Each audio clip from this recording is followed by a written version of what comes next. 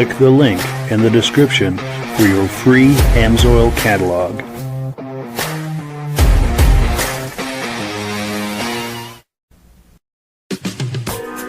Before we get started, I'd like to give a quick shout out to some of our friends. The Eastern Snowmobile Racing Hall of Fame. Search for them on Facebook. Central Minnesota Pond Racing, some of the best vintage snowmobile racing in the Midwest. Crane's Snowmobile Museum, 172 Main Street in Lancaster, New Hampshire. The Vintage Snowmobile Club of America Quarterly Magazine. The New Hampshire Snowmobile Museum at Bear Brook State Park in Allenstown, New Hampshire. The Benedim YouTube channel, some of the best vintage snowmobile videos on YouTube. Ben's Vintage Mini Bike Podcast, the second Sunday of every month at 8 p.m. Eastern Time. The Muscle Car Show and Tell Podcast, every Wednesday at 9 p.m. Eastern Time. Second Chance Upholstery and Automotive, custom snowmobile and automotive upholstery in Derby, Vermont. I am your independent Amsoil dealer. Click the link in the description for your free Amsoil catalog. Lastly, if you decide to advertise with the Vintage Snowmobile Podcast, this could be part of your advertising message.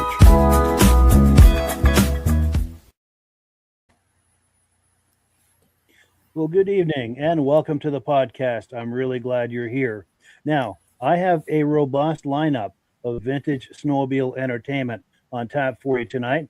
But before we get into all of that, I want to make sure that everything is working properly.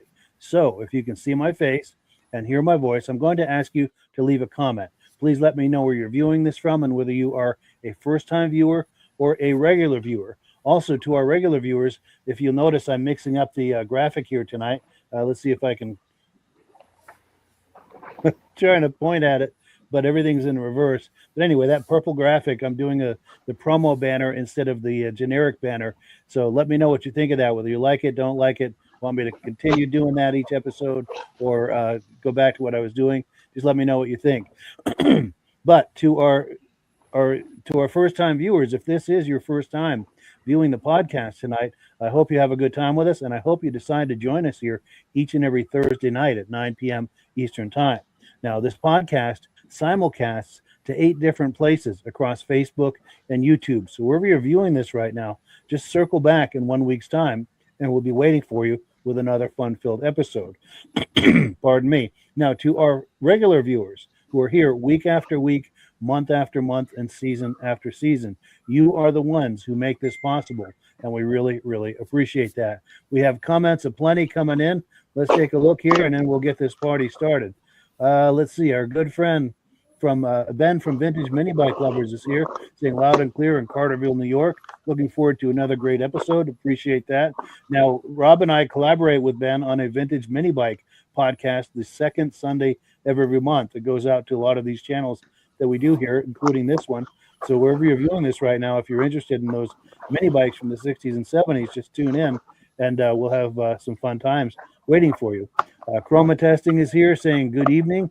Good to see you. Appreciate that. Our good friend Dave Lowry, and regular viewer, is here from Alberta, Canada. Looking forward to a great show, and I believe we're going to be able to deliver that for you. Our good friend and guest last week, Mike Cohn, is here. He's with the VSCA headquarters. He does the Vintage Snowmobile Quarterly Magazine. Let me find a graphic for that. Give him a shameless plug here. He's the guy behind this magazine. He was our guest last week. And hello to him. Appreciate you being here. And Mad Dog is here saying good evening from Wisconsin. Nice to see you. We appreciate that. Our good friend Mike Whiteside, regular viewer, saying good evening. And he's viewing with Hank the Wonder Lab. Hey, Hank, how you doing? I wonder if I call the dog. Hey, Hank. How you doing, Hank? I don't know if he's responding to that, but I had to give it a try. Stacy and Art Fosler are here, viewers from the very beginning. They say it sounds good from Plattkill, New York. Nice to see you. Todd McMillan is here, regular viewer from Madoc, Ontario. He says they've got a lot of snow. Excellent. So hopefully we'll have a chance to do some riding. Our good friend Jim Holbrook is here, who I'm hoping to see in a couple of weeks at the Crane Show. He's from Thetford Center, Vermont. Regular viewer says we're coming in loud and clear. Ivan Mayo is here. Good evening, Mike. Loud and clear from Sudbury, Ontario. Ontario is in the house. Great to see you, Ivan, by the way. Pardon me. Pit Grunt is here. Sounding great. Good. Thank you for that feedback. We appreciate that. Tim Bewick is here, our good friend from Marlborough, New York, saying good evening. Great to see you, Tim. Our good friend Alan Gove is here from Grafton, New Hampshire. Hoping to maybe see him at the Crane Show in a couple of weeks, too. And let me know, Alan, if you're going. Mike Whiteside is here. He says he likes it. Outstanding. Mikey likes it. he eats everything.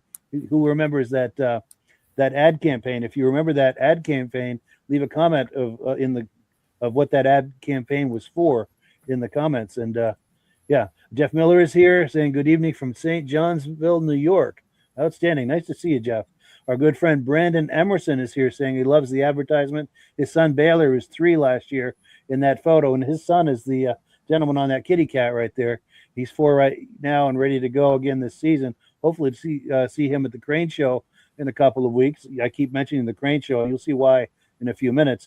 But Brandon is also going to be a guest on this podcast in the not too distant future. We're still working out dates and all of that, but he has an impressive Polaris collection, and we can't wait to bring him on for a look at that. Brian Van Haverbeek is here saying good evening. Nice to see you. He's out in Ontario. He says he loves the kitty cat. He's a kitty cat collector. So yes, he would love that, I'm sure. Scott Hohen is here. I hope I pronounced that correctly. Hohen, saying good evening from Thompson, Iowa. Nice to see you. Here we go. Mike Whiteside. He knows. Anyone named Mike who grew up in the 70s knows all about Life Cereal and how Mikey likes it. Here we go. And Ben says, yeah, Mikey likes it. That was from Life Cereal. Obviously applies to the podcast and any graphics, including the new one. Cool. And how could anyone named, Mike Cohen says, how could anyone named Mike forget Life Cereal? Because I got razzed on that in elementary school, and I bet every other Mike my age did too. Alan Gove, February 14th is the show, Andover, New Hampshire. He usually goes, and he's going to try to send us some pictures. So thank you for that. We look forward to that. And anyone in New Hampshire, keep that in mind. Put that on your calendar, February 14th. Vintage Snowmobile Show, Andover, New Hampshire. Okay, thank you for the flood of comments. Now let's bring our friends on, and as promised, we will get this party started. Gentlemen, how we doing? Good, Mike. How you doing, Rob? Well, Rob's mic is off. Let's see. I don't know if I can turn it on from this end. Nope, that's my fault. No worries. I turned it off. I didn't think you wanted to hear me eating. Sure. I'm doing good, Mitch. Now, Rob, were you eating Life Cereal? I can remember that commercial. Nice. And Midge, are you froze up on us? I have a feeling you might have froze up on us. If you can hear us, Midge, log out and back in if you can. It looks like he's froze up. Yeah. But it seems like we've got gremlins the last few episodes. But not to worry, we will continue with the podcast. Oh, and one quick thing.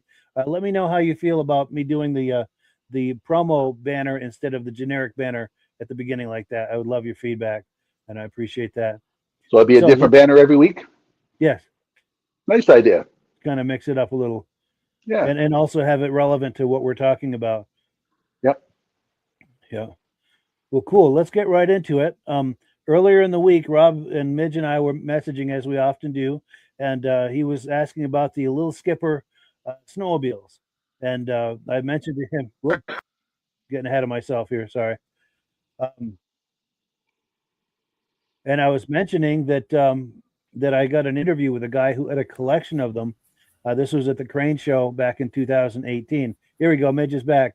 Can you see us and hear us, Midge? Yeah. I disappeared. Sure, that's all right.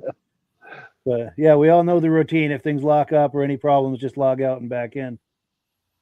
But we're promoting the Crane Show tonight, and there was a guy at the Crane Show in 2018 who had a collection of Little Skipper snowmobiles.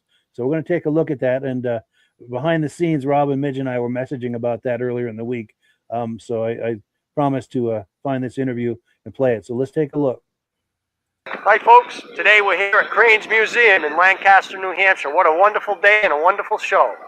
These 3 snowmobiles are my Lorry Little Skippers. They were made in Connecticut originally, 1970, 71, and 72. They're kind of a rare snowmobile. You don't see them very often. They get a lot of attention when I bring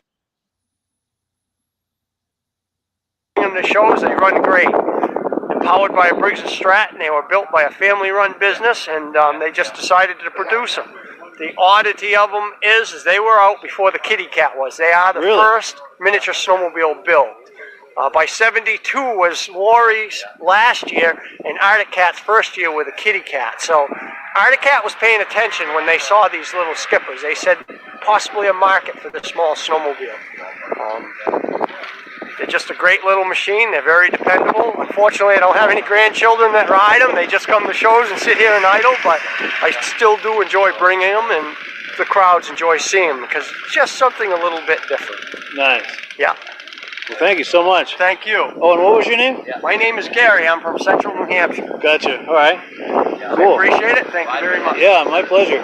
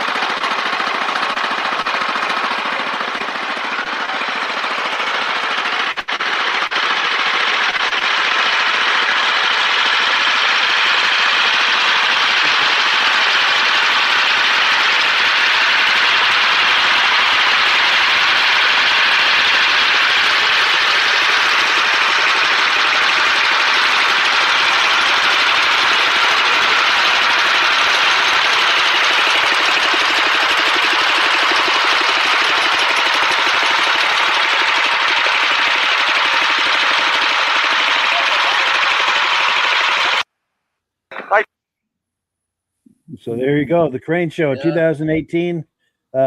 Gary's collection of little skippers. Yeah, cute little thing. Yes. And Rob, reaction to that? Well, last week's the first time I seen an advertisement for one, and I've never seen one before. And the advertisement showed the guy picking it up and putting it in the trunk of his car when the kids were done riding with it. Yeah. Wow. Yeah. Yeah, it's very compact. Yes. And if you look in the background, Mitch, what's that red and white one with the two headlights? Oh, yes. Now that one should have two eyes on it too. Yes. It's when you were interviewing them. Yeah, I don't know if that's a Polaris Colt or a TX. I'm not sure. It might be a TX. I'm leaning TX myself too. Yeah. No. When the gentleman was talking, right there in the background. Yes. Oh, yes. Yeah, that might be Larson. A Foxtrot? I thought it was a Foxtrot, maybe. Foxtrot, yeah, Foxtrot. Yeah, with the two headlights like that. Yeah. I wonder if those snowmobiles, that's original colors they came in? That's a good question. Yeah. Yeah, I believe those little skippers, they came through with metal flake hoods. Oh, yeah. Yeah, because Nice. in the brochure, the yellow one's in the brochure. Yeah. And there's the two metal flake ones. Yeah. Yeah. He just added the eyes on that blue one, I think. Yeah, I know, that looks good. Yeah. Yeah, that's a real nice touch. That fits. Yeah. And the couple of videos I saw, there's two people on there riding. Oh, wow. Yeah, there's two right there. Yeah. Yeah. And there's a guy loading on the back of a station wagon. Yeah. Then you also had a picture of one sitting there, and it looked like a dog beside that was bigger than the snowmobile. Yeah. Oh, yeah. Right there. Right there. Yeah. Yes. Very tiny. Yeah. Yeah. Smaller than a kitty cat. Yes. Yeah. And I like how he had that board there with all the details and old advertisements, and Yeah. that's a nice touch when they do that. Yeah. Yes. Stuff like that's hard to find. Yes. Yeah. And look from behind here. Yeah. Yeah, there's little Briggs and Strattons, and they were just putting away, all three of them. Yeah. Yeah, that was nice. Well, cool. Any more on this before we switch gears? No. Well, cool. You know, cool. the thing is, the kids today, the small sleds that the kids are riding today, they're IFS, they're independent front suspensions. They look just like they're like a miniature replica of the big sleds. Yep. Yeah. I'm not sure what the price is of those things, but they're very expensive. Oh, Yeah. yeah. Why they think they have to go to something like that? That little skipper would be fine for a kid. Yes. Yep. Especially the real young Or, ones. or a little Arctic cat, kitty cat. Yeah. Yeah, Kids would have one of those fun skippers with would do up to the 8-year-old could still ride one of those skippers by the looks of it. Yeah. Yeah. Oh, and we've got comments coming in on that. So here we go. Brandon Emerson, he must know Gary. He says Gary painted those little skippers. Oh, The blue cool. one is not factory, and the gold one is, and the red one I think is factory. And the too, red if I one is. understand. Yeah. Yeah. Now, has he ever rode one? Good question. If he knows Gary, does Gary let him take him for a ride? Good question. He might let his I don't- son go. Yeah, I don't know if they hold an adult or not, but the kitty cats do. Yes. And now we've got comments. We have a ton of comments coming in. This is nice. All these viewers tonight. Yeah. Mike Cohn is saying that's a fox track. That one you saw in the background. That's what I thought it was. We called them walkbacks. Walk backs. Every time we went out, we had to walk back home. Walk back. They're unreliable. Oh, they got stuck so easy too. Wow. And Brian Van Haverbeek says, nice collection. He likes kitty cats too, by the way. Mike Whiteside says those are cool. Appreciate that. Oh, here we go. Mad Dog says, I had a red little skipper, sold it many years ago. Wish he still had it. Nice. Oh, and Brandon says, yes, Gary's a good buddy of mine. He's an amazing guy. Still has those little skippers. Outstanding. Very cool. Very cool. He still didn't say whether Gary lets him ride them. Oh, actually, the comment just popped up. He might, but I'm taking these out of order too. Destin Holland says, what's up? And then Midnight Rider says, different banner every week. And thank you for that. Also, Midnight Rider sent me a nice video from yesteryear. We're loaded up this week, so we didn't have space for it. But next week, we're going to play that, and it'll be worth the wait to see that. And here we go. Brandon says, I have not ridden that, but I'm trying to let him get my son to ride one. My boy was 2 when he learned on his 72 Kitty Cat. He's been seen all over New Hampshire and Vermont the last couple of showing seasons. Yes. And Nice. let me pop that. This is Brandon's son, by the way, on our banner tonight, our promo banner tonight. And hoping to run into them at the Crane Show in a couple of weeks. And we're trying to get Brandon on here sometime the next few weeks as our guest to show us his impressive Polaris collection, which we're going to have a peek at tonight. And if you're just joining us, we're promoting the Crane Show in Lancaster, New Hampshire, coming up February 7th, Saturday, February 7th at the Crane Snowmobile Museum. We've got plenty more video clips from that show. But before we do that, we've got to do AMSOIL and announcements. So, Rob, if you are ready, we're going to get you. Not yet. I want to tell him a little story. I think I have my addiction for snowmobiling, working on things from my dad. Because when I was a kid, Saturday morning, I was probably 6, 7. Saturday morning, me and my dad were out there, and we had to do the repairs on the snowmobiles every Saturday before we took them out. And we had a 10 horse Skidoo and a 12.3. And the 10 horse had 28 screws all the way around the hood. So that was my job because I'm the only one who could get my hand all the way up there. Take all those screws off, to take the hood off, to grease it. Every weekend you had to grease and roll them and do the clutches back in those days. And I think that's what I got my addiction of, snowmobilings and working on things instead of nowadays kids just want to do computers. It's a good thing to get kids into looking at different options by taking them out snowmobiling. For sure. Learn about small engines and how mechanical things work. And oh, yes. Yes, and it was fun, and most of my friends wanted to come over and help too. Yeah, I did one snowmobile, my other friend did the other one, and then we got to ride them all afternoon out in the field. Nice. Okay, talk about AMSOIL. Yeah. 100% synthetic oil. AMSOIL's been around since 1972. I've got an email before about what's the difference in the oil. Mitch uses a Dominator. I use the Interceptor. Dominators for high-performance machines, high compression. The racers all use it. The new machines have exhaust valves, rave engines. So you want an oil that's 93% no ash. AMSOIL's 99. The Dominator's only 92. So if you use the Dominator, you got to take your rave valves out and clean them. So why not use the Interceptor instead? And AMSOIL's got a big promotion on where they promote that Bombardier and those guys like that. I got to say, you have to use our oil. And AMSOIL has the thing, run on freedom. You get to pick what oil you want. You don't have to run their manufacturer order oils to meet their qualifications. This picture here behind me, that's from one of the places out west that do the rentals. You can rent the snowmobile and go on the mountains, and you drive it just like you stole it and hand it back at the end of the weekend. They put Amsoil through every one of their rentals because the engines last longer. If you got a person rent a machine, you don't want it broke down. Now, Mike and I talked before about the Amsoil catalog. If you send Mike, you click on the Mike's link, you can get one of these catalogs. They'll send it to you direct. We have the prices right in there, what it retails for. And as a preferred customer, $10, you can get a preferred count. Buy it directly from Amsoil, have it shipped right to your house. So if you want more information about how to get the Amsoil product at a great cost price, click on the Mike's link. And every 2 weeks ago when you ordered, they sent you this handy dandy, supposed to be 12 different type of screwdriver on it. This week they got an Amsoil funnel they're shipping it to you.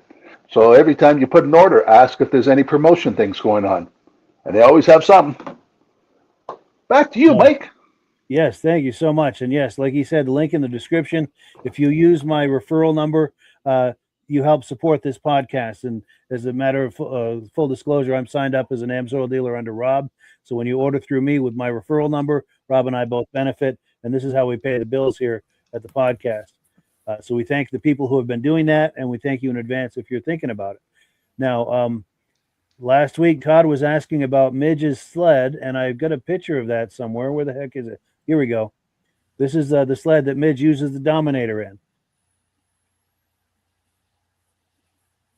So any quick comments on that, Midge? Yeah, that's the ride I went on up in Pittsburgh in, I think it was 2022. I just rebuilt the engine, and it was a warm day. It was like 35, 40 degrees, wet, heavy snow. It snowed about 8 to 10 inches of wet, heavy snow. All day it snowed. And it's got tuned trail pipes from Owen. They're like tuned piped, like expansion chambers, but they have a muffler on the ends of them, so they're very quiet. Those things were extremely hot, but that free air engine ran good all day. Never had a problem with it with Amsoil. Nice, using that Dominator. You're gonna be on it this weekend at Cranes? Yeah, I don't think I'll take it down, but I'll probably be there, but I won't take the sled. Yeah. Sure. And we are promoting the Crane Show tonight, which comes up February 7th. I've got a graphic for that. And we're going to get back into some video clips of the Crane Show. We've got enough to get it well into the second half hour of the show. So it's going to be kind of a bonus night tonight because we've got so much footage. Before we do, though, I've got a couple of quick announcements. The first announcement, I've got an old friend from the 80s. Let me load the clip here. And this is an old friend of mine from the 80s, and we usually touch base around Christmas time to see what each other is doing. And once this loads here, I'll show you the text that she sent to me. And it's taken a moment for this to load. The gremlins are among us tonight. But anyway, the text, it said it's not loading. Let me try it again. The text basically said she'd been just come back from Norway. Okay, here we go. Well, okay. Let me remove this graphic. All right, it says, picked up her daughter Sophia in Vienna after her study abroad semester ended, and then we flew to the top of Norway to the Arctic Circle, where we were blessed to see the Northern Lights and many other polar night activities, including snowmobiling. And behind this text is the Northern Lights. She sent me some images of the Northern Lights as well. And so I'm just going to roll this, and this is a video clip they got and some still images from their experience on snowmobiles in Norway. And they've never been on snowmobiles ever in their lives. They live in the Chicago area, and they've never been on snowmobiles. But let's take a look.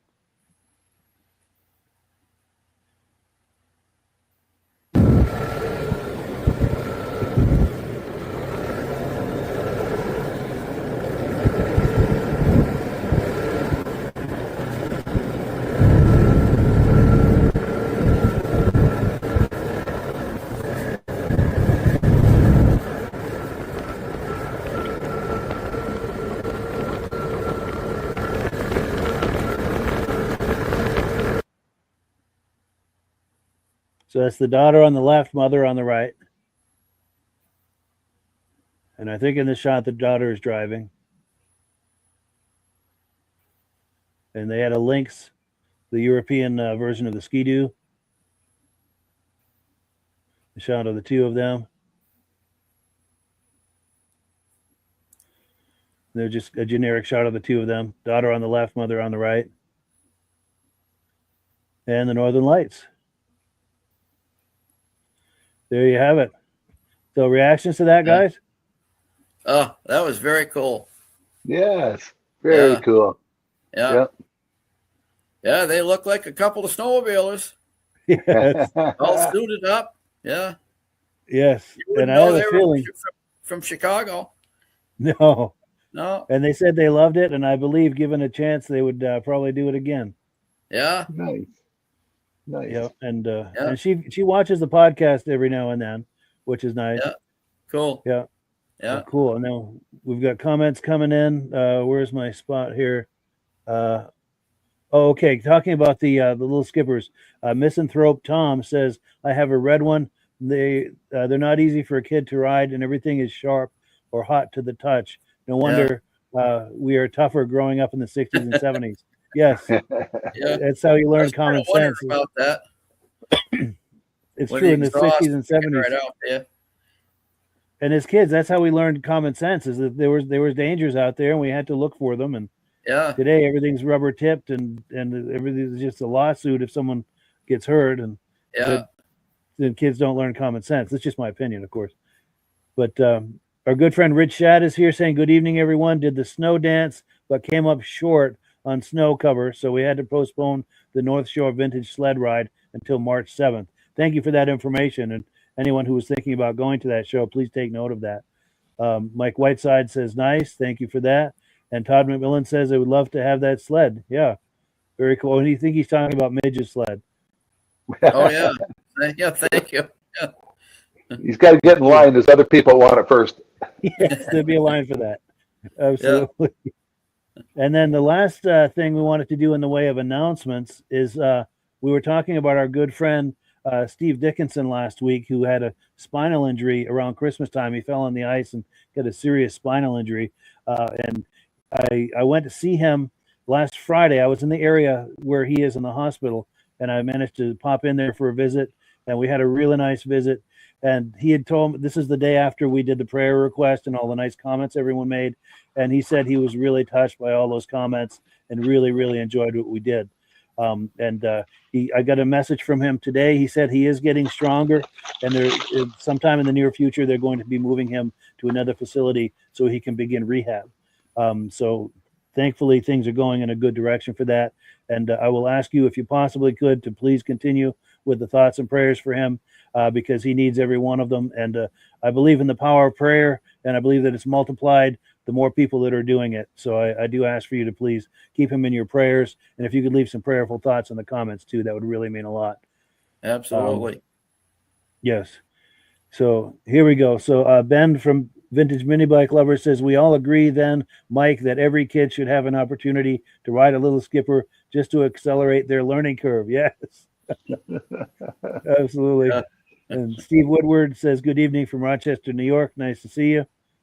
Cool deal. And Mike Cohn says, between the forecasted cold and the fact that he has COVID, we had to cancel the Wapaka show this Saturday. Wow, that's sad to hear about all those cancellations. And sorry about your COVID, Mike. He was on here just last week, and yeah, it catches it can catch any of us. So we wish you a good recovery, good and speedy recovery with that, Mike.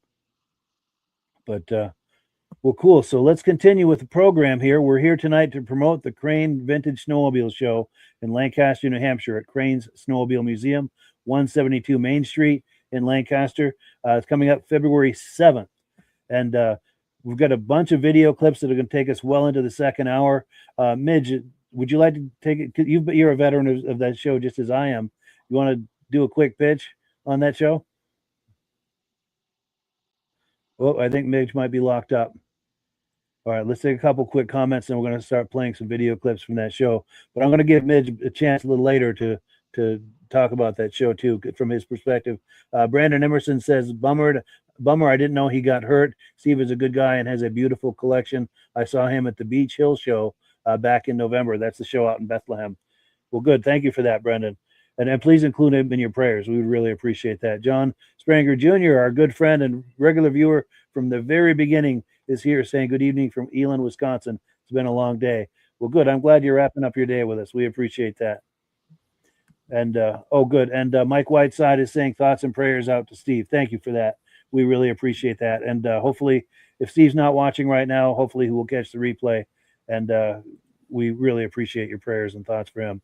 And Midge, you were locked up there for a minute, but I wanted to give you a chance to give your perspective, just a quick pitch of the Crane show from your perspective, and then we'll roll some video clips from that show. Yeah, Paul Crane's first show was in 2014, and he actually had it on a Friday. It was when we had our 50th Grand Prix reunion. It was a wonderful weekend. Friday was perfect. They had the Kilkenny Cup at Paul's museum, and it was a great time that we had. And it was his first show, and he has continued that from then on. He has not stopped. It doesn't matter if we don't have snow, if we do have snow, if we have 20 below zero, the show goes on. He's never stopped that show since 2014. True. So yeah, it's and it's turned into a world-class show. Oh, for sure. One of the best shows in New Hampshire. Yeah, if not New England, is a first-class show. Yeah. And he usually gets anywhere from 75 to 100 exhibitors, and then he's got another 100 sleds inside the museum there. And you can go in there, warm up, look at the sleds. There's a little corner there with they're selling burgers and dogs and they things have like lunch that. there. Yes. Yeah. And I have to rave about Melissa's chili. Paul's daughter, Melissa, makes the most amazing chili, at least as far as my taste goes. The macaroni and cheese. Yes. But I've never had a smoother macaroni and cheese as I have with Melissa's. I don't know what she did with it, but it was just, my gosh, it just so smooth. It was good. And the chili was excellent. Yeah. And she makes that chili just the way I like it. There's no charge. He doesn't charge the people that bring the sleds. There's no charge to bring your sled, and there's no charge to go in and look at the museum. True. Everything is free. If you want to drop a couple of bucks in the jar, he really would appreciate it. But he doesn't charge for that weekend, which is. And if you do make a donation, it goes to an excellent cause. The museum. Right, you make a little donation. Yeah. No, Paul's very good that way. Yes. Yeah. And if you do go in there to get some food, be sure to ask for Melissa's chili and Melissa's mac and cheese, because it's really good. Yeah, it'll be worth it. Right. And it's kind of an ongoing joke too with Melissa. I always joke with her about how much I love her chili and that I tell people about it. And she says people from the podcast ask her about it. So that's cool. Is the museum open all year? Go ahead, Midge. His museum is open. Just call him and he'll come right down and open it up for you. It's not open like you can't just walk in.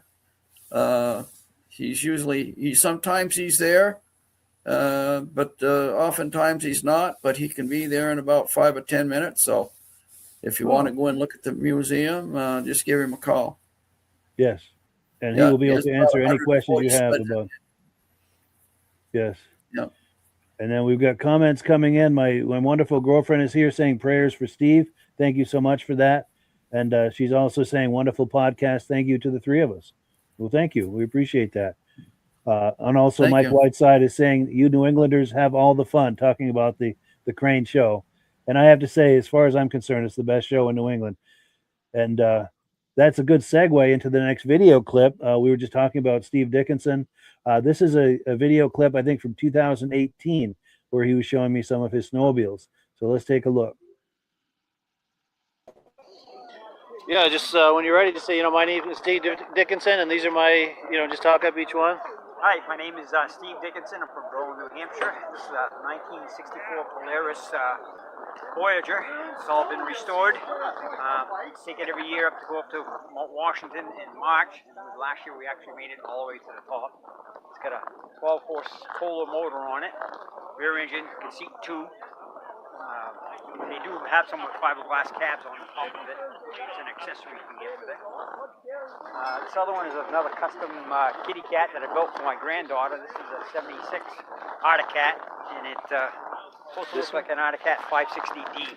Okay, yeah. The skis are made wider, has custom bumpers made, custom seat made on it, headlights on it. Granddaughter's 3. Next year she'll be old enough, she'll be able to turn around and drive it. Nice. She'll be driving it. This one is a 72 kitty cat. I built this for her. Also, it's supposed to be a clone to a 72 EXT. 2 years ago in Lancaster at the national show, we took first place in the custom class. Was all the regular sleds and custom sleds. Wow. Took first place in custom class. It's got the exhaust on it and the heads and EXT seats and mud flap and tack The gauge on there too. Nice. Yeah. That's amazing. Kind of custom made. I built that for her, and she'll be driving that next year. Nice. This we've got a 68 Panther. I always wanted a 68. I had a 70 and a 69, and 68. It's got the chrome bumper in the front, and a round tube bumper, and it's got an OS cab, new decals, windshield on it, and it's got a P12, which is a single-cylinder motor on it. With the storage bag in the back, and that's the colors that they had for in 68 with the left seat in it. Nice. And they've got the, back in the day, the racers used to use them. They're called pizza cutters. And what it is supposed to help them go around corners a little bit more. It's kind of a novelty thing back in the day. Give you a bite in the ice and hard pack trail? Yeah. Nice. That's pretty much it. I've never seen that. That's really cool. Yeah, they're called pizza cutters. Yeah, it looks like a pizza cutter. Yeah, that's pretty much what they are. They had them on the racetrack for the carbides. They didn't have a lot of them back then, so Sure. that was the alternative to the carbides. They came up with a lot of different things on different machines. Nice. Now I remember you wearing that coat last year. Yeah. Now what was this? There was a story with that coat. Yeah, that coat belonged to one of the first Polaris dealers in New Hampshire, Ray Doucette from Ray's Gun Shop. That's a coat he wore in the 1960s. He used to go up to the Allagash with the founder and the guy that invented Polaris snowmobiles, and they used to go up there and try out the snow machines in Maine because of the conditions were different than in Minnesota. And I was lucky enough to be able to buy his jacket, and I also have his wooden sled, which I didn't bring today, but there was only 8 of those ever made, and they used those to go up to the Allagash, and I have that, which is all original shape and everything else. Nice. Kind of a novelty thing that they had back in started in 61, and they ran until 67, and they still do that annual trip every year up in the Allagash, and Really? they test out the machines to see how they go in those conditions, and report back to Minnesota, make some changes, and end up trying to improve the sled to make them better for all different conditions. Yeah. Maine winters were different than they were in Minnesota. Sure. Well, good. Well, thank you, Steve. I Okay, appreciate it. thank you. Yeah. There you go, our good friend Steve Dickinson. What's he talking about? The Allagaska. Oh, the Allagash in Maine. That's Go what ahead, they go ahead, call them. Northern Maine, Allagash. Oh, okay. Is it a national park there or something? Or I'm not sure. I think the Allagash is a river, but it's also a region, right? It's a region up in northern Maine. Yeah. Yeah, and I think you're right, the Allagash River. Yeah, I think so. Yeah. Anyway, and if I anyone like his knows, collection. It's a very remote area. Nobody lives up there. It's very remote. sure. So, Yeah. is there a snowmobile trail going up to Mount Washington? Yes. Oh yeah, is there? Right. use the automobile road. Oh, it's shut down in the wintertime, the highway. They shut it down. Yeah. And they Because do an they have antique so ride much up there every snow winter. they just can't possibly keep it open. Yeah. So, but the snowmobilers can go up. Yep. Yeah. Oh, and Brian Van Haverbeek loves those custom kitties. I bet he likes that. Yes, because Brian Van Haverbeek is a serious kitty cat collector. How many do you have now, Brian? I know he's got a yellow one. Yes, that's right. He had that on here not too long ago. Yeah. Nice. When Steve was talking about Ray Doucette, I think he was probably one of the first snowmobile dealers in northern New Hampshire. Wow. Yeah. He sold the Polaris just like this one. Nice. Yeah. And as you can see, Steve is a very serious collector. All of these pieces are Very serious. really rare and unique. And yeah. And in case you're just joining us, this is our good friend Steve Dickinson. He fell on the ice a few weeks ago and has a serious spinal injury. So we ask you to please include him in your prayers. And he watches this podcast, so he does see that. He saw them last week when people made the prayer comments, and it really meant a lot to him. And he thanked me and asked me to thank the viewers for doing that. So if anybody can bounce back, Steve will. Yes. Yeah. Yes. Yeah. And when I messaged with him today, he said he's getting stronger, and they're going to be moving him soon to another facility to start easing into some rehab. So hopefully he can have a good recovery. Now, Mitch, have you ever seen pizza cutters before? Yeah. Oh, have you? Oh, I've never. Just the last time we had that snowmobile on me. First time I ever seen them. Sure. Yeah, that was the first time I'd ever seen them too. Yeah. My dad used to take your old skate blades and weld them on the bottom. Nice. Yeah. Yeah. Give it a little bite. Well, it made it awful hard for us to try to turn when we're sitting still. Yes.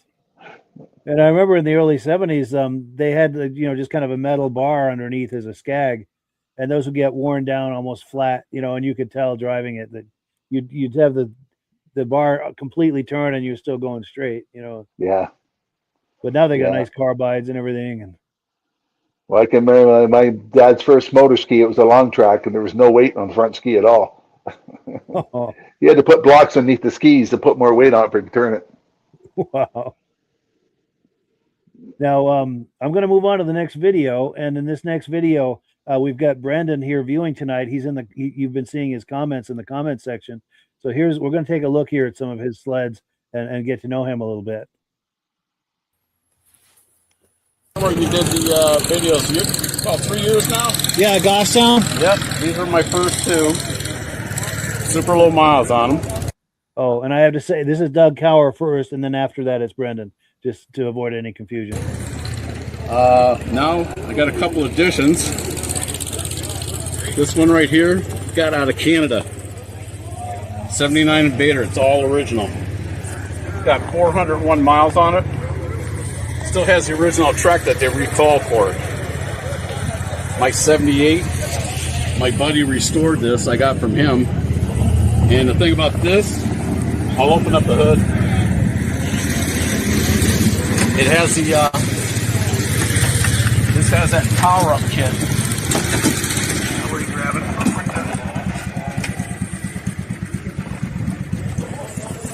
It's got two pipes. So this is what they call the performance kit. Back in the day that you could get from Kawasaki. So like an aftermarket tune kit? It was made by them, and it cost about almost $700-800 for it. Wow. To get it done. And as you can see, Kawasaki lover. Got my hat. But now I got a 4-place trailer. Remember when I had 2. So. But I do, this is going to go to the Nationals. I want to take this to the Nationals down in Dunkirk. Show this off and try to get a 3-peat on that one. Yes. I've won twice already. First place in my class. So that's in June. I think it's the 13th to the 15th. Yes. And that's probably my favorite one. Everybody thinks it's the Interceptor, but I like I love the LTD. I had this made up for when they did that 24-hour endurance record holder. It's got all the stats on it. That'd be a nice little addition. That's nice. That's a nice touch. Yep. So now I got 4. Beautiful. If I get any more, I have to get more trucks and trailers. Yes. Very cool. Well, thank you, Doug. I appreciate it. Yeah, no problem.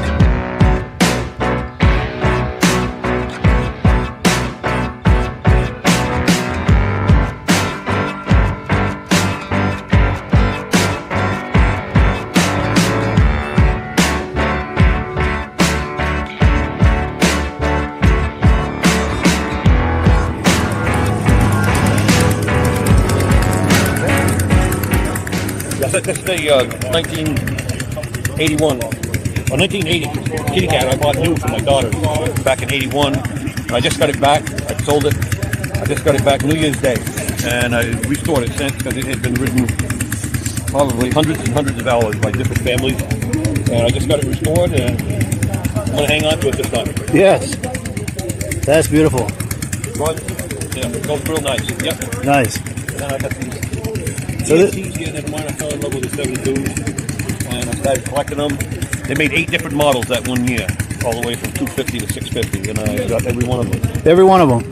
It's the 250 twin. These are nothing but race sleds. They're limited build. I think they made 125 of these 250s. They were pretty rare. And then we can move along. We've got the gauges. I restored them myself. They come with gauges, receipts of reproduction, of course. Yeah. Most of the fiberglass is reproduction from Arctic restoration. It takes a lot to. There's a lot of things about these 72 EXTs that are just 1 year built. The skis are unique to the 72 EXTs. They're the only ones that took that particular ski. So they're some hard to find when you're restoring this stuff. A lot of things are like that. The gauges are another one. The chain case, the drive system, 1 year build. Rear chassis suspension, 1 year build. And the 72 EXTs only. And then we got the 290 here. And then getting the tanks chrome, the decals on. I got a man that does these decals for me as far as install. They're so hard to put on that concave and that turn. Oh, yes, that angle, it's yes. unbelievable. So I got a decal man locally, M&M Graphics. By the way, my name is Gary Osgood. I guess I didn't mention that. That's all right. Nice to meet you, Gary. I'm from Bedford, Vermont. Nice. I got a place up in Stratford, New Hampshire that I hang out a lot. So Yeah. I just come down from there this morning. Nice. Like, did you wanted to see? Yes. Like under the hood. These are all 3-air sleds, 3-air racers. Most of them I've modified, upgraded to a McCuney carburetor, so they'll run and stay running. Because these are all runners. These aren't just show queens that, you know, a lot of people put them together and they don't even have pistons in the motors. They look nice. To me, you might as well have a picture of them hanging on the wall. Yes. It rewards me to get done restoring them, fire them up and listen to them and take them for a ride. Yes. For sure. Enjoy them. Let's give this guy a chance to. Then you come up to the 440, that's another. This is another twin cylinder. Then we got these last 3 are triples. We got the 400, 440, and the 650. Yeah, it's moving over bikes and the motor sticks up through. Yeah. This 400, they made 25 or less of these sleds. Wow. And they raced them. Wow. So they trashed them. You know, when you're looking for these parts and pieces, it isn't like an old family sled that somebody's taking care of. I mean, they beat these. They've seen combat. So when you get them, there's a lot of work to put them back together to this kind of condition. Yeah. But, right. This is the. Oh, you can't find it. 3-air triple with the. They all got the heat gauges. Some people will argue. They'll tell you that some people that think they're professionals, they'll tell you that none of the triples came with tachometers. They didn't, but you could put them on. What you had to do is you had to get a lighting coil to go under the flight wheel in order to make it work because it came through from the factory. No lighting coils, but they do. These have the tachometers and they do work. Wow. I've got the right coils under the flight wheel. So. Nice. And I just got this guy here done up to 650. I just got this tank back. Actually, that's not the one. The 400 right there has got the latest. I sent that tank out to get it chromed. They did a great job for me. It's not a cheap thing, but before I get done, some of them I got here have not got chrome tanks on them. I just had my seat covering guy, Ernie Atwood, make up some tank bras to cover them. You'll see some of them have got just the black seat cover material on them. Oh, yes, yeah. Which looks pretty sweet, but to be original, you know, before I get done, I'll get them all sent out and chromed. And, yeah. Yep. So I just got these, had that fetish for these things, and I had a goal to get every one of them. Like I said, that 400 triple was some hard to come by and find. I finally obtained it. I knew it was parts and pieces, but I got it. I finally got the guy to agree to sell it to me. not for cheap money, but and like I said, and then parts and pieces restored, put together.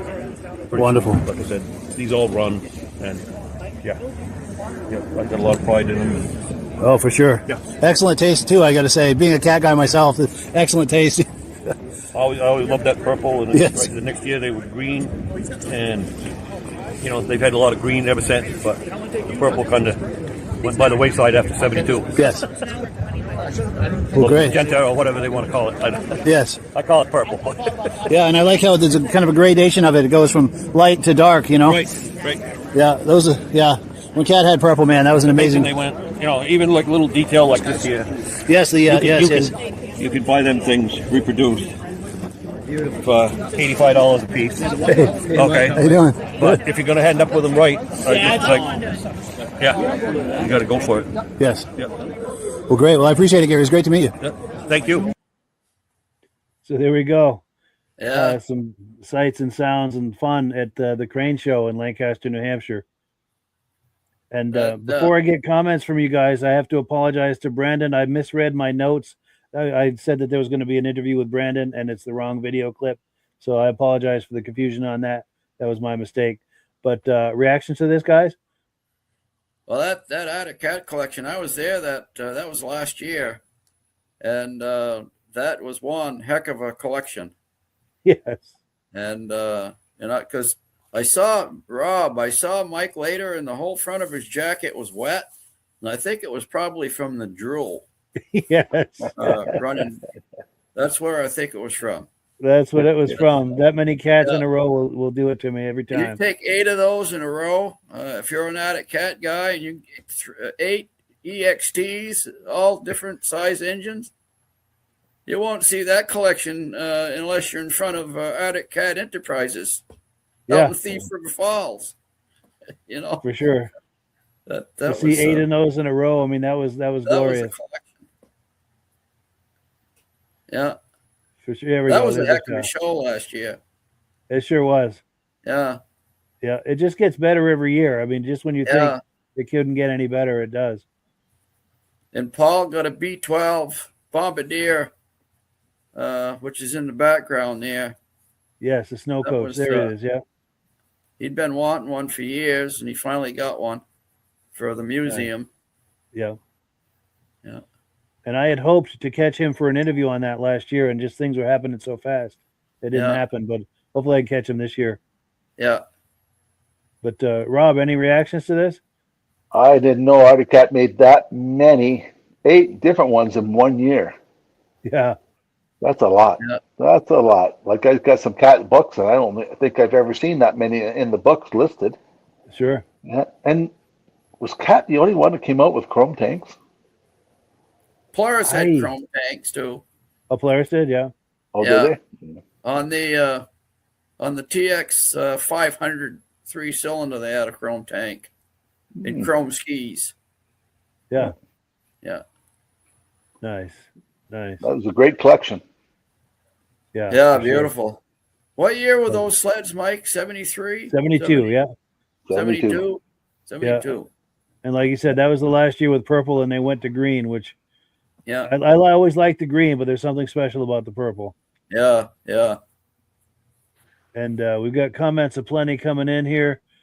Let's see. Ben from Vintage Mini Bike Lovers says, whether you like Kawasaki or not, Doug has some amazing sleds, and he's a heck of a nice guy. Yeah. I know Doug goes out that way in New York State to display his sleds also. Yeah. So I know Ben has met him. Ivan Mayu says, great looking Kawasaki's. Mike Whiteside says, lots of sleds, nice. Brian Van Haverbeek says he likes the EXT collection. Here we go. Ben from Vintage Mini Bike Lover says, beautiful Arctic Cat EXTs. Once again, I find myself adding to the list of sleds that I need to have in my collection. Yes. Those EXTs in a row like that just make the heart go pitter patter. Yeah. And then Mike Whiteside says, he thinks you're hilarious, Midge. Must be about how my jacket was all wet. Yes. And then Jim Holbrook says, Gary lives in the same town as me, and he has a great collection. Yeah. Yes. And I have Gary's number. I need to be in touch with him to see if we can get him to come on sometime and show us these sleds, and I'm sure he has other sleds too. But it'd be fun to have him on the podcast sometime. Yeah, he's a good interview. Yes.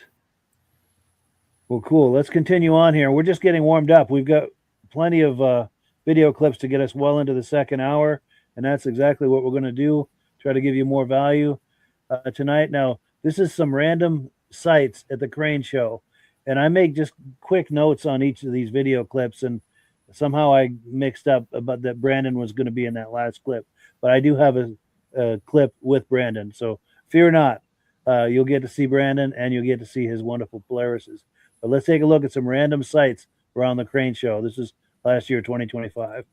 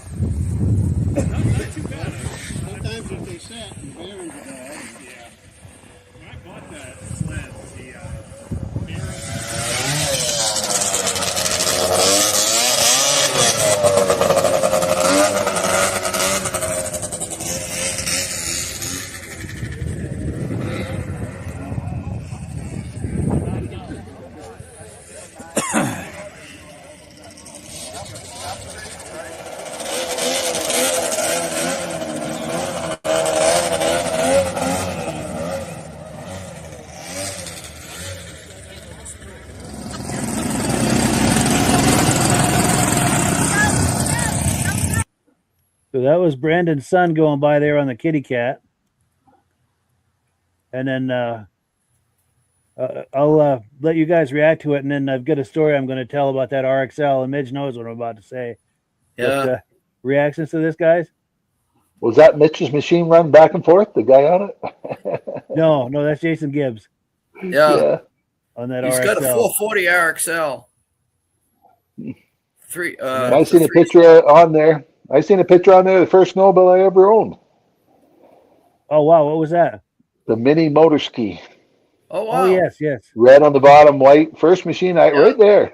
First machine I ever bought. Exactly. I bought that with a 6-horse, and my dad bought one off the same guy at the same time with an 18-horse, a full size. And when he went away one weekend, I changed motors with him. So I had to bend the handlebars because it was touching the spark plug, and I'd go to turn, I'd get a shock from it. And my dad thought he had carburetor problems because his wasn't very fast anymore until he took the hood off and realized that little kid of mine. Fun machine to drive. Yeah. Just a little bit bigger than a kitty cat. So yeah. But it still got stuck a lot, but it was small enough 4 of us could pull it out. Nice. Nice. And Midge, any comments? Oh, it was a great show. So, from tin cabs to that RXL, and everything in between. Yes. And there's antique red ones in the back there. There's antique cats. Yeah. Rear engine Polarises and Arctic cats. And there's such a, everything. And look at that Eliason. I mean, that's like in the 50s, right? Yeah. Is that like a 54 or something like that, I think? Yeah. I've never seen somebody drive one of those around yet. How do they turn? That around. Yeah, they do pretty well. Yeah, he drove that around. Yeah. And, I've got a clip of that somewhere on here. Yeah. But that's a really good clip right there. You've got that modern RXL, which is not modern anymore. I mean, it's a 77 or 78. But when you have that sled and then you have that Eliason together like that, Look Old at and the new. difference in the Quite the designs of the contrast. snowmobiles just in 30 years. Yes. Oh. And I've got a quick story about this RXL that belongs to Jason Gibbs out of Maine. He's a good friend of Midge and I. Now he goes for a ride like that on that RXL, and he's basically going down the snowmobile trail because the trail comes right in front of Crane Snowmobile Museum. And sometimes when he goes driving by like that, you'll see modern people on modern snowmobiles, and they'll see him go by, and they're doing double, triple, and even 4 takes. Like, what the hell was that? You know, because that sled is a looker. Oh yes. That Yep. sled is a sight to behold. But I see in the background my first race. I see in the background my first race machine I ever bought too. Oh, nice. Which one is it? It was a '76 440 SRX. Oh, nice. Yeah. With a blue guy in the blue jacket. Not that one. The next one over. You can see perfect. No one in between them. Gotcha. I don't know if I can get in any closer on that. Let's see here. No, there wasn't a closer picture of that one. Yeah. No. Yeah. So Well, I think at the beginning, after 1 year of that, there it is. After 1 year of that, I traded in for a '79 SRX and raced it 3 years. Here we go, right here. Yeah. Those are probably Paul Belfays. Yeah. I'll tell you, mine didn't look that good when I bought it. It looked worse when I got rid of it. And then these Polarises here and that Kitty Cat or Brandon Emerson's. And I do have a clip in here. Those are beauties. Yes. Oh, especially that Mustang. Yeah. And we've got, here we go, some comments. Brandon Emerson said Jason has some beautiful Polaris race sleds. Yes, he sure does. And some motorskis too. He does. And John Spranger Jr. says you could smell the race gas from that RXL. Yes. That's right. Yeah, I love when he fires that up between the smell of the race gas and the crackling of those pipes. Yeah. It's a real treat. And then David from Alaska Railroad says, good evening, everyone. I'm late. And not to worry. Not to worry. It's good to have you here. And when this is finished, just go back and view whatever you missed. But let's keep going because we've got plenty of more clips. We're going to get well into the second hour here. We're promoting the Crane Show tonight. Oh, let me put a graphic up for the Crane Show. February 7th at Crane Snowmobile Museum in Lancaster, New Hampshire. I think it's 172 Main Street. It's one of the top shows in New England, as far as I'm concerned. And we're looking at video clips of that tonight. Let me queue up the next one. What do we got next? Okay. Oh, this is some sights around the show. And then there's an interview with Walt Selly. And Walt is a serious collector of antique snowmobiles. His sons are often there, as are some of his grandkids. Many generations of the Selly family usually show up at this show. And for many years, I'd wanted to catch him for an interview, and just things are usually happening so fast that it never happened. And I managed to catch him for an interview at the 2025 show. And I'm glad I did because I just heard that I think it was last spring he passed away. Which is very sad news. So I'd like to offer my condolences to the Selly family. And if anyone wants to make condolence comments in the comments here, I think Aaron Selly is probably watching tonight. That's one of his sons. But let's take a look, and we'll have a chance to get some more sights around the Crane Show and meet Walt Selly.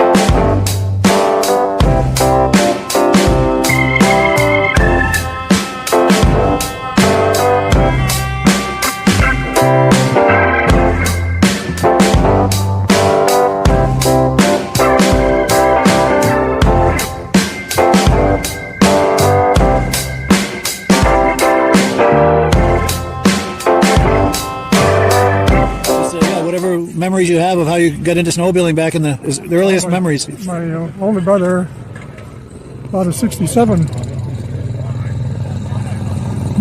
Panther back years ago, and his brother-in-law bought a 68. So I had to have one about 69. That's the first machine I had.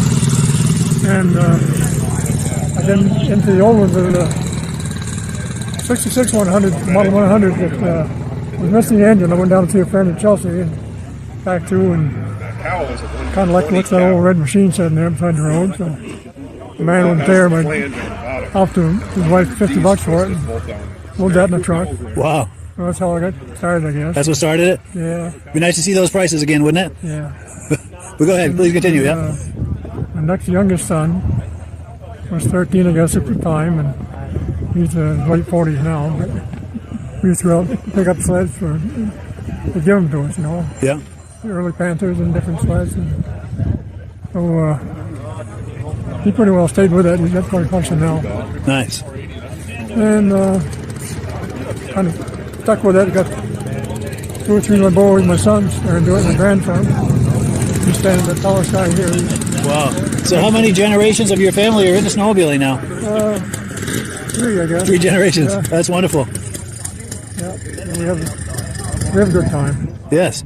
We ride them. We don't just You use them? That's nice. look at them. We ride them. Nice. Yeah, and it's true. I've met up with the boys many times at vintage shows over the years, and they're always happy to talk up their sleds. And I've always wanted to spend a few minutes to you to hear where the story all started. Well, not a lot to that story, but sure. I made the toe behind there. I made that out of scrap metal. Wow, yeah, that's amazing, that toe behind. And for the front circumference, I've got an old Model T wheel with wooden spokes. Yeah. Same circumference as the front, so that's what I leave a ½ inch bigger and pin it down around that forward wheel, and mainly made out of scrap metal. Bumper on the back is 68 Panther ski, put them welded together. The handlebar is front is 63 Model 100 cat. And just parts and pieces put together. Wow, that's amazing. Yeah, that's cool to see that going by. It rides real good. Yeah. He's along now, so pretty smooth ride? Yeah, it's pretty good. Nice. Well, great. Anything else we haven't talked about, or anything else you wanted to say? Or? That's probably it. I don't know. Okay. Well, great. Well, I appreciate it, Walt. It was really good to meet you. Thank you. All right.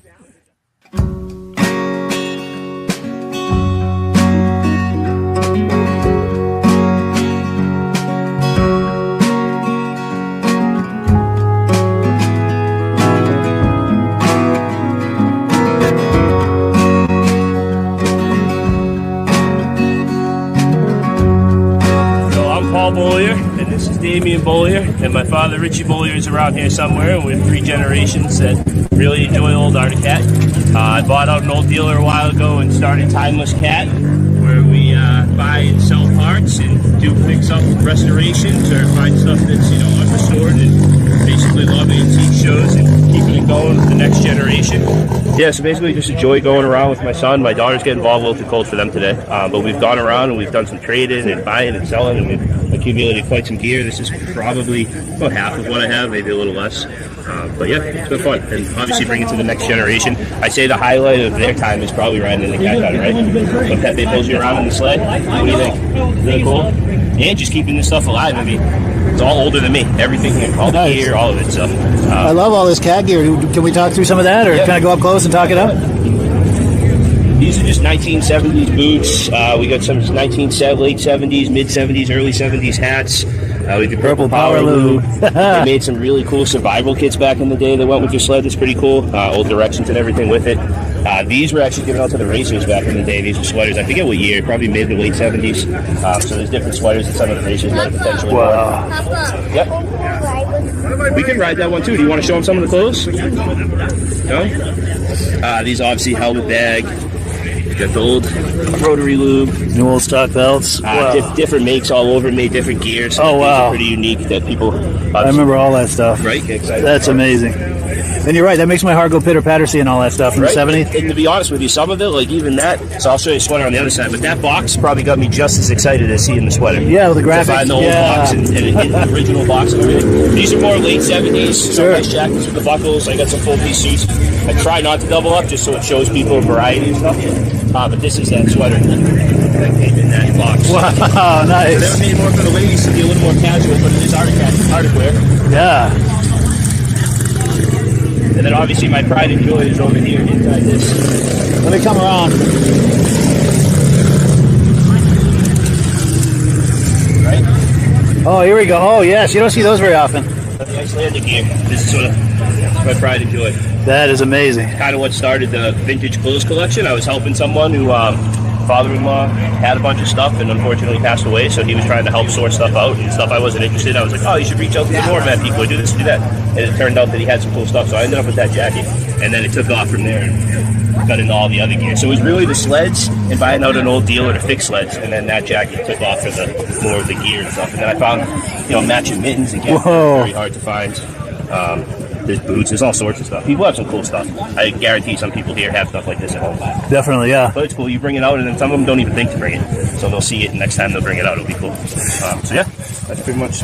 And it's true, none of the other manufacturers did clothing at the level Cat did. No, Cat did everything. Stuff. Yeah, and I have posters and all sorts of stuff from back in the day that how they like advertised it too. It was cool. And then the toy aspect, I have 1970s battery toys with E-lights play. It's cool. Nice. So yeah, they definitely knew how to capture like the whole audience and the family aspect. Which obviously, if we want the sport to go on, family's a big part of it. So it's cool to be able to reshare that. That's amazing. It's a great legacy for him too. Absolutely. Yeah. Because if he can get excited about this, that's the future of it, 100%. Yeah. Okay, we got other kids here, the parents, yeah. Walk around and check it out, and maybe they'll even come out next year with some of their stuff, So totally. It's good. Cool. Yeah, good times right there. Yeah, that's how a collection starts. Like you said with that jacket. Sometimes you get one of something, and all of a sudden it triggers something that. All of a sudden now you're involved in a whole new hobby, Yes. Yeah. And I, as a cat lover, seeing all of that old clothing and everything from the early 70s, that just makes my heart go pitter patter. Yeah. And any reactions to this, Rob? Oh, and with the leopard seat, they were the Cadillac of snowmobile designs. Yeah. And that 3-cylinder right there, did that ever sound sweet? That's a beauty. In fact, Ben made a comment. He said, Mike, I just saw the perfect vintage sled for you and that Panther triple free air. Yes. Yeah. That would, and that was, go ahead. And that was their trail machine. That wasn't a race machine. You could buy that for trail riding. Yeah. That's wild. That's amazing. And 3 then, like megaphones sticking down there. Yeah. And like Midge said, I had drool all coming down the front of me, looking at all these cats, Yeah. But they were well represented, that's for sure. Yes. Oh, and also tip of the hat and condolences to the family of Walt Selly. So sad to hear of his passing. He went to a lot of these shows. Yeah. And he was a mainstay. Yes. Snowmobile shows. If you watch close at the the roll in we have at the beginning with the theme song, you'll see him ride by on an old Arctic Cat, the old Roy. So I'm glad now that he's in that, because that keeps his spirit alive, or whatever you want to call that. Right.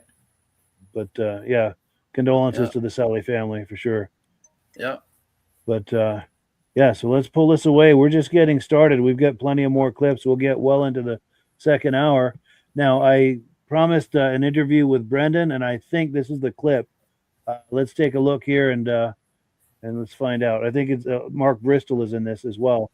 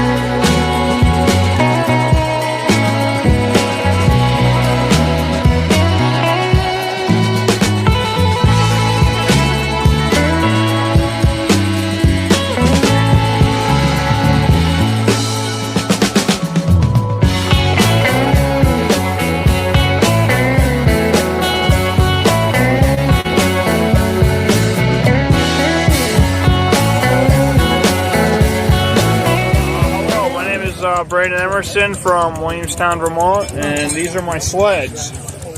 First we have my son's 1972 Kitty Cat. He's 3 years old.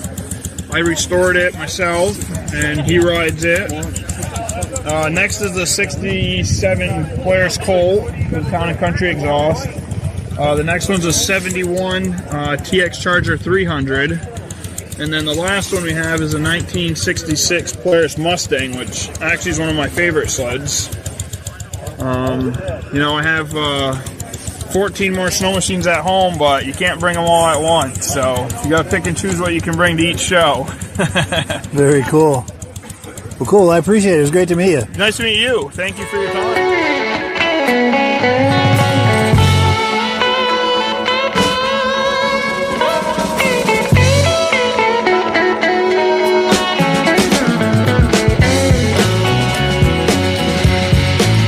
Hi, my name is Mark Bristol. We're at Crane Snowmobile Show in Lancaster. This year's my 650 Thunderjet, 1973. It's we kind of got a love and hate relationship with this thing. When we found it, we only had the tunnel and the skid. Was all we had, and it was in the woods in New Hampshire, northern New Hampshire. So we noticed it had the tag number, and we actually traced the tag. Eagle River in 73. It raced at Eagle River in 1973. So then we decided we had to restore it, my son and I. So that's what we did. All the gold has been powder coated. Skis have been powder coated. The pipes have been powder coated. Anything that could be this metal has been powder coated.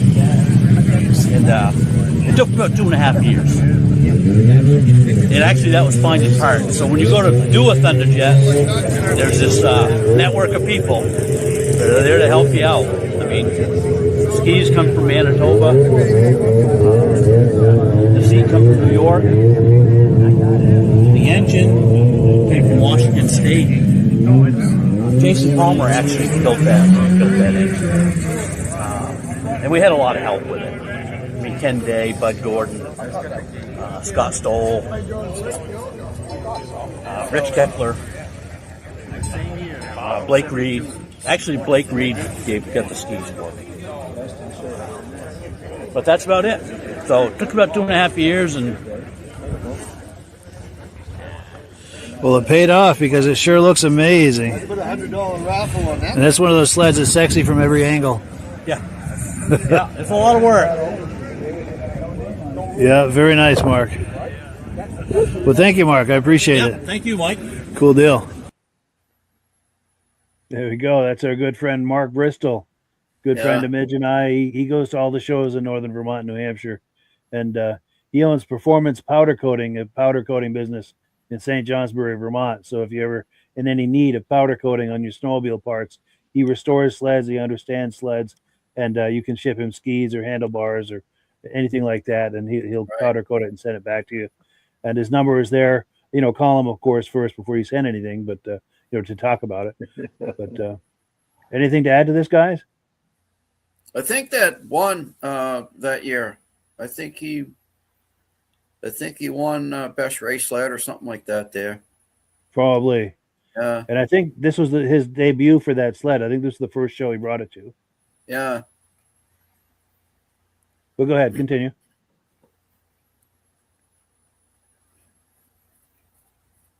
Oh, I think Mitch froze up. Not very often you see a sled like that around. No, that's right.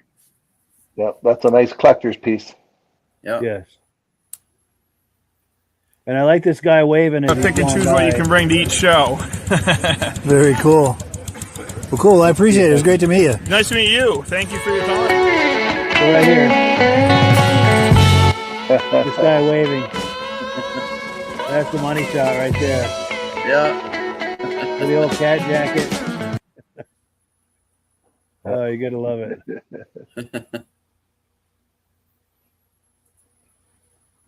Yeah, and Brandon had some nice sleds.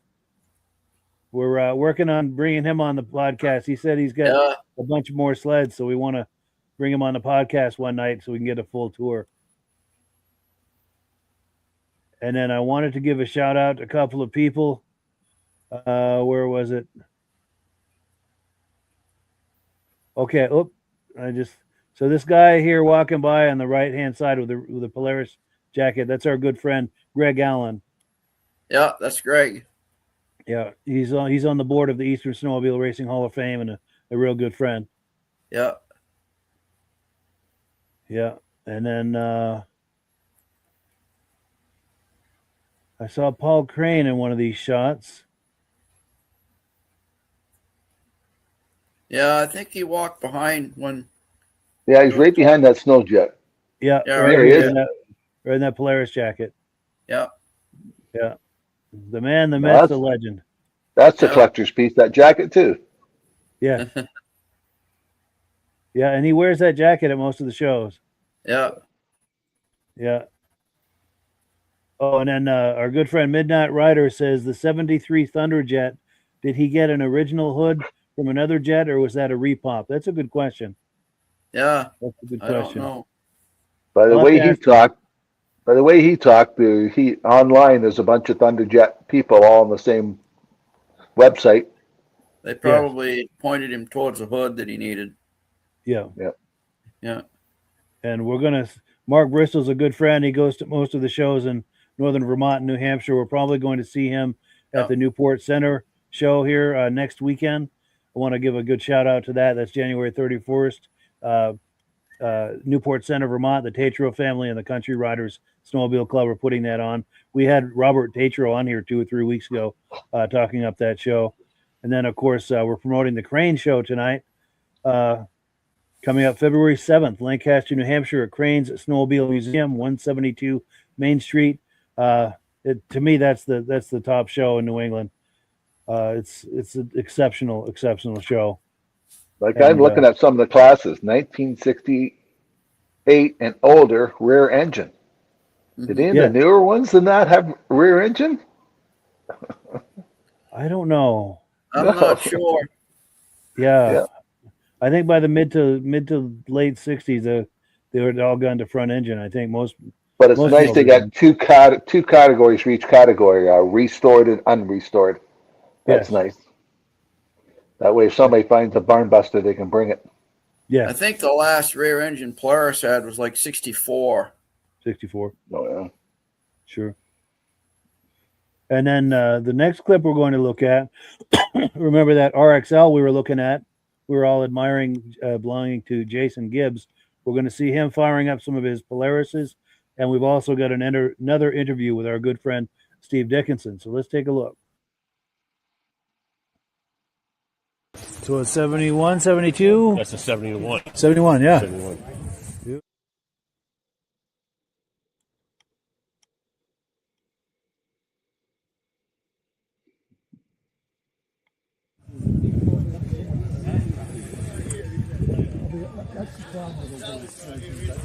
Hey, Greg! Nah, don't worry about it. How you been?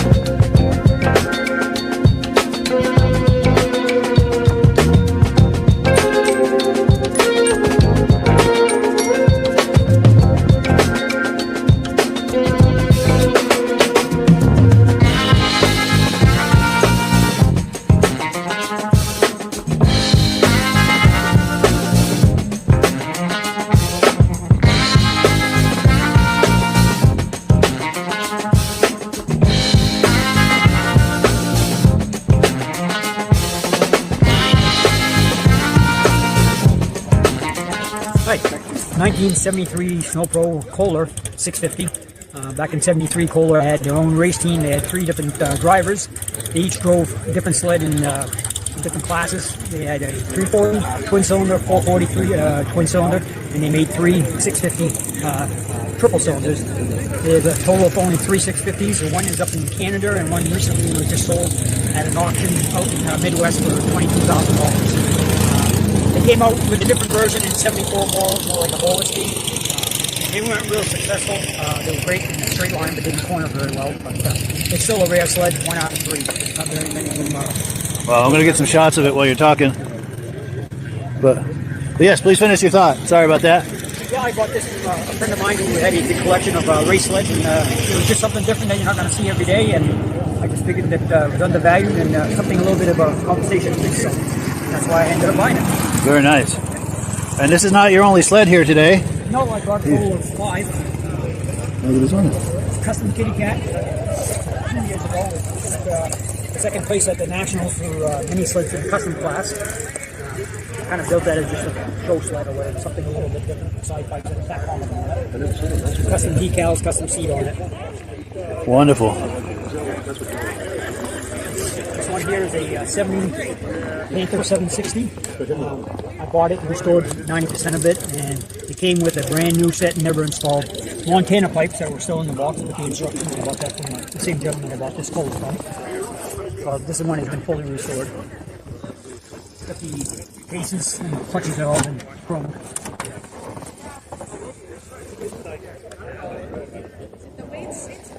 Very cool.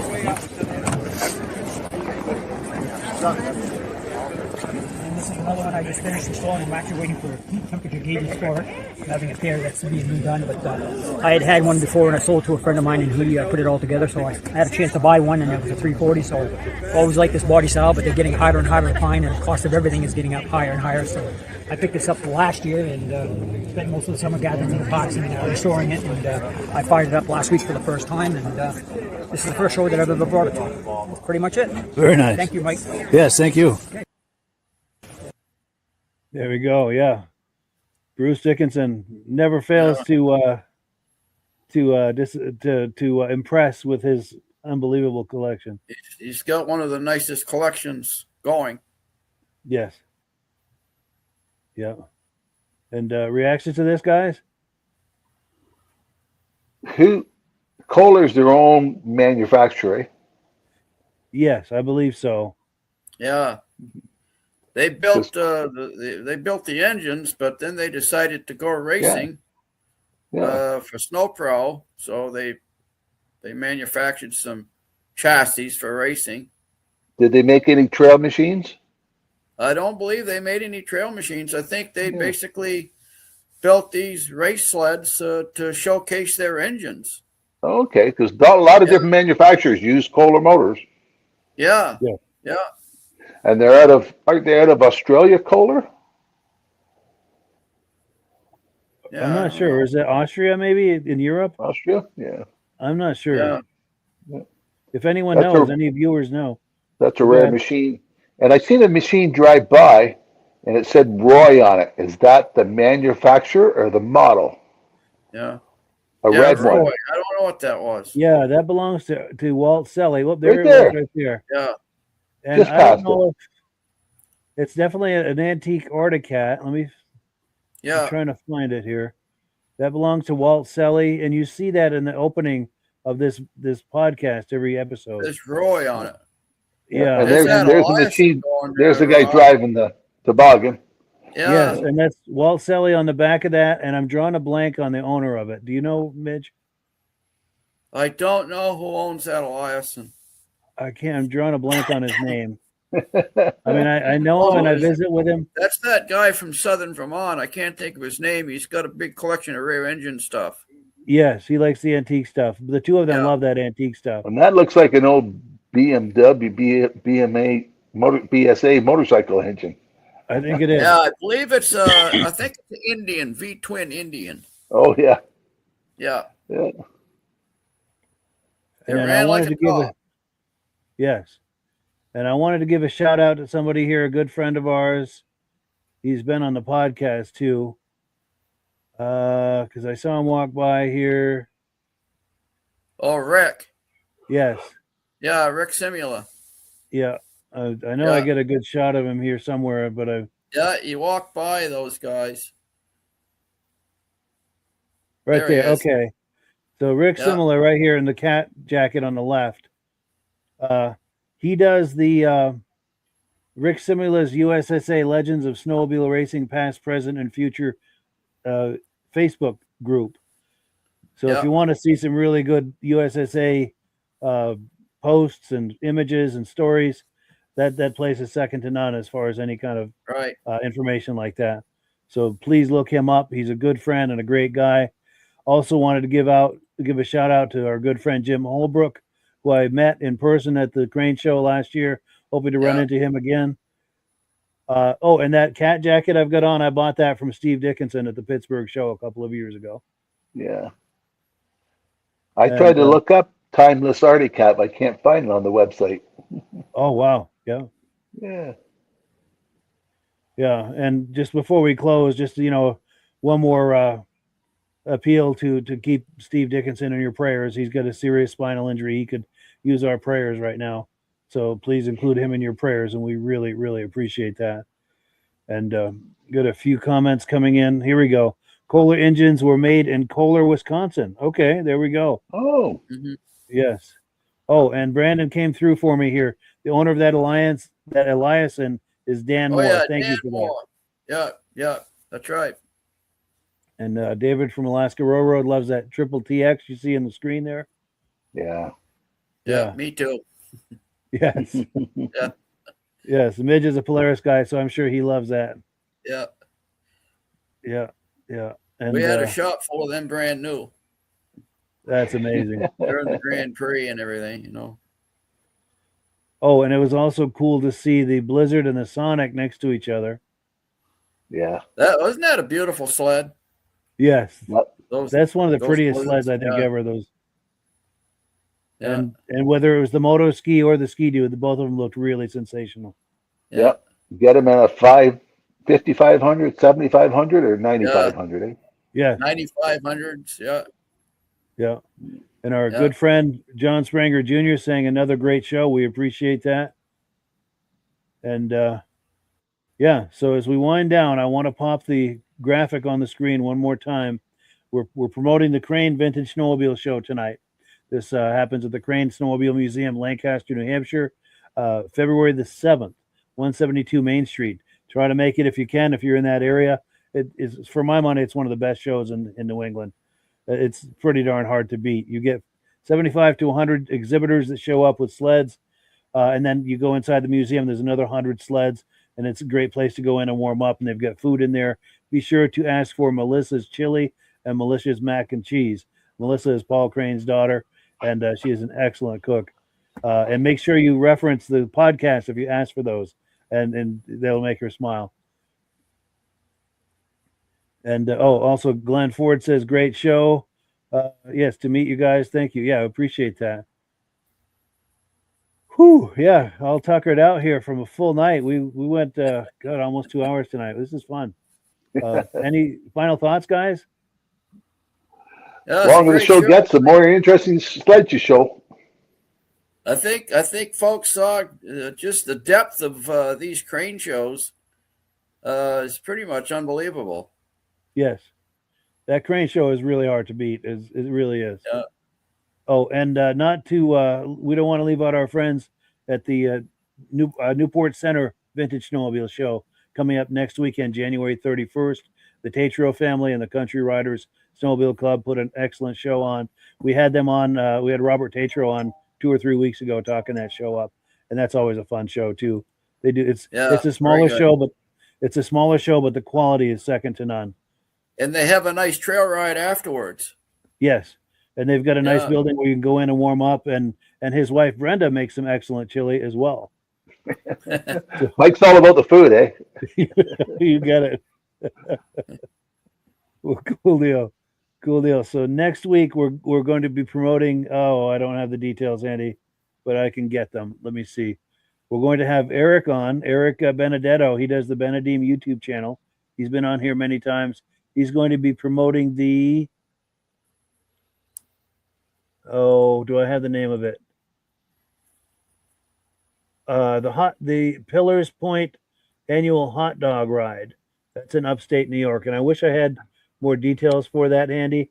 Yeah, but he's going to be promoting that next week. So tune in. You're going to learn all about it next week. We've got video clips from that show. And keep us in mind if you do a show and you have video clips and images. That's what this podcast is about, is promoting this hobby and this community.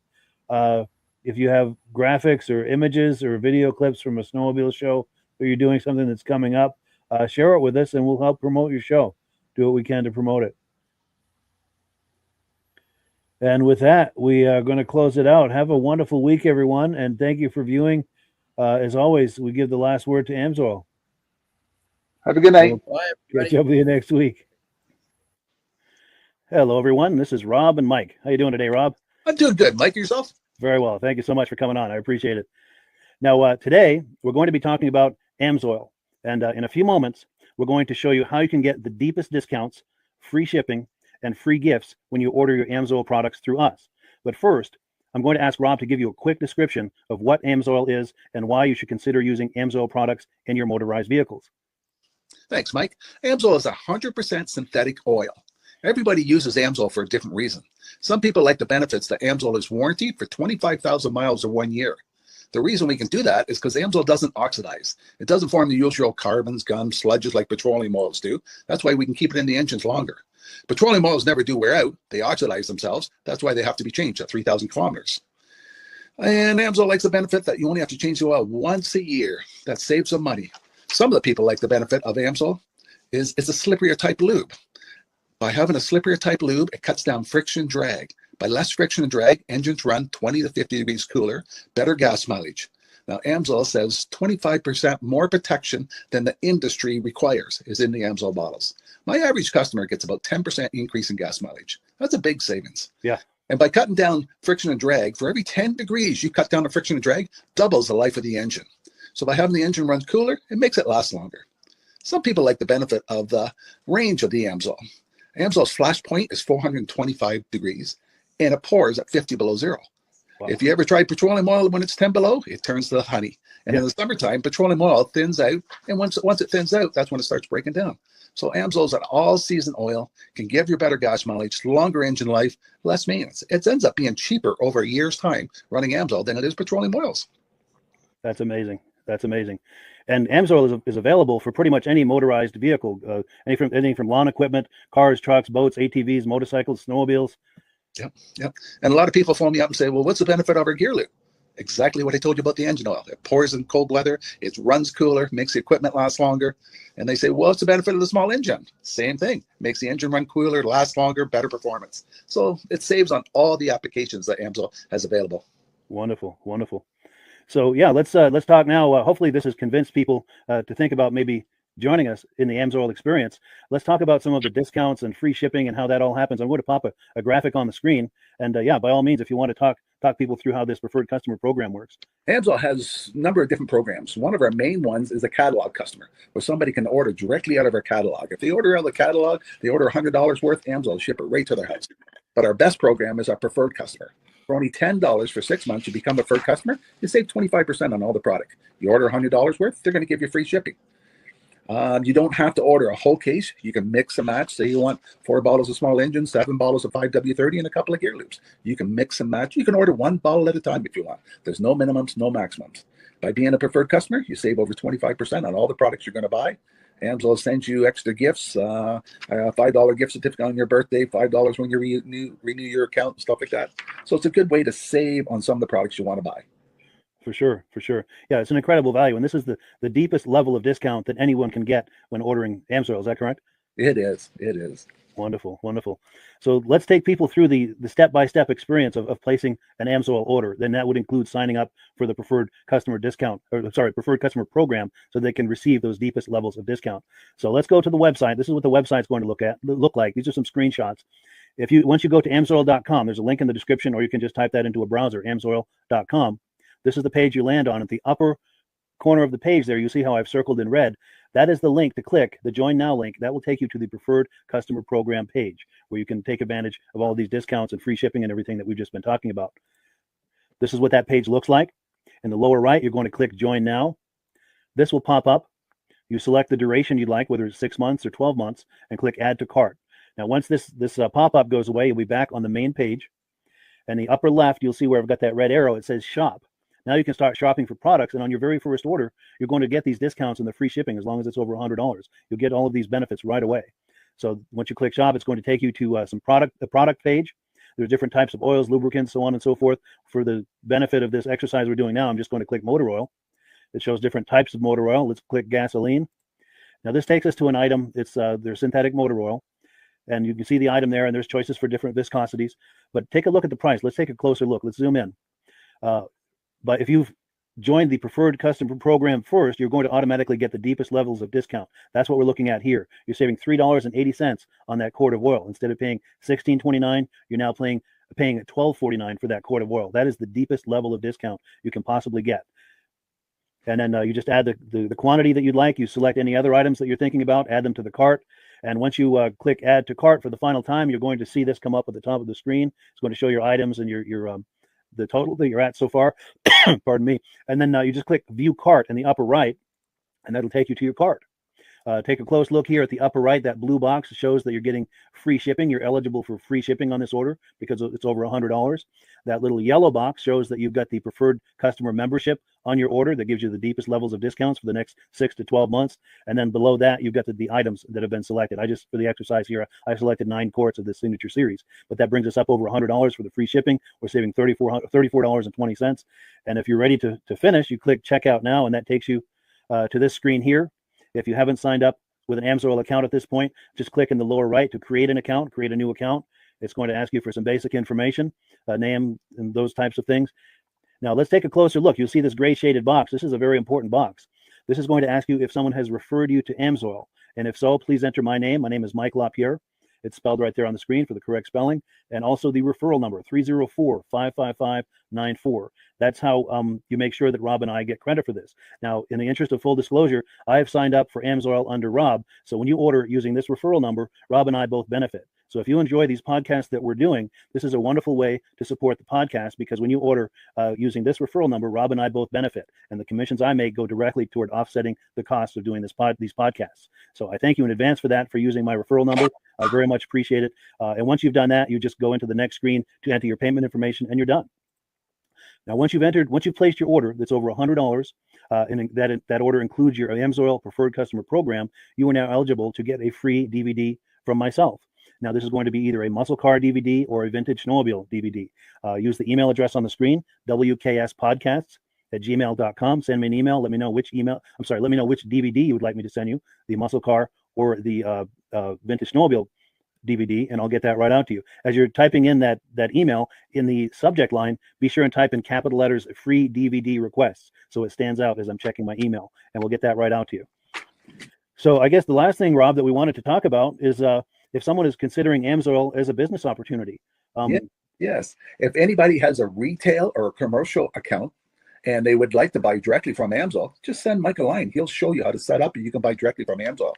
But if you are interested in starting your own part-time business, a part-time business that can grow into a full-time income, Mike and I will show you the AMSOIL marketing plan. AMSOIL has a large selection of products that cover almost every application. So it doesn't matter if you're into snowmobile, boating, or ATVing, or hot rods. We have an oil for every application. It's a fun type business that's I really enjoy doing. Where else can I go and have fun and make money doing it? And Mike and I are here to help you all the way along. If you need any help on how to promote or to find new accounts, we're here to help you. For sure. So when you sign up under that number, this 304-555-94, you're getting Rob and I as a team. Now, Rob has been doing AMSOIL for 40 years. Can you believe that? 40 years. So he knows every aspect of this business, and he knows all of the ins and outs of the products. So he'll be able to help you with any kind of product questions or any kind of questions to show you the different business models that you can do with AMSOIL. And then the other thing that you get when you sign up under me is I've got a strong background in social media. So if you need some coaching on how to generate AMSOIL leads using Facebook and YouTube, I'm happy to coach you with that. When you sign up under Rob and I, you get both of us as a team to help you, to coach you, to support you, whatever you need to get you off and running with this business and having fun with it. Like Rob said, it's an enormous amount of fun. If you're like Rob and I and you enjoy going to any kind of boat shows, car shows, motorcycle shows, snowmobile shows, anything with a motor, you like going to those shows, those events, those races, this is a great way to turn that into a income opportunity for you. Yes. And just by wearing my AMSOIL hat at one of these events, people come up and ask me about AMSOIL. People don't know where to buy it, and I'm there to help them, show them where they can buy the product. Perfect. Well, cool. Well, this is great. Any final thoughts, Rob, before we wrap it up? AMSOIL's a fun business. AMSOIL's been around since 1968. It was the first synthetic oil to be AI approved. Wow. Yeah. That's amazing. And that's very early in the game too, isn't it? Yes. For sure. Well, good. Well, thank you so much, everyone, for viewing. Hopefully, we've gotten you excited as we are about the AMSOIL products. We'd love it if you could join us either as someone who uses the AMSOIL products or to join the AMSOIL team as a business opportunity. And we thank you so much for viewing. Have a great day. You have a good day.